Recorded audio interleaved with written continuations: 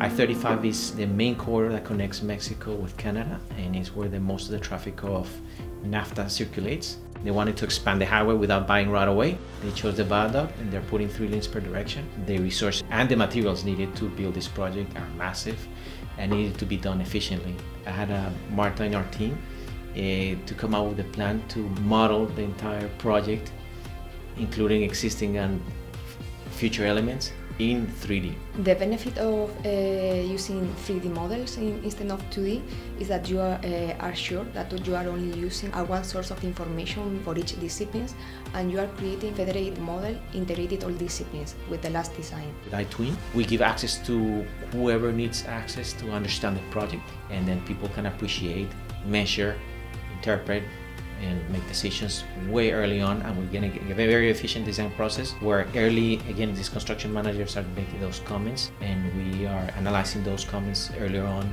and avoiding redesign fees. So everybody can understand the benefits of reviewing the design in the 3D models. The 3D model is what is going to be used for automating the construction site. The industry is going to increase productivity of design consultants, and it's going to increase the quality of the designs.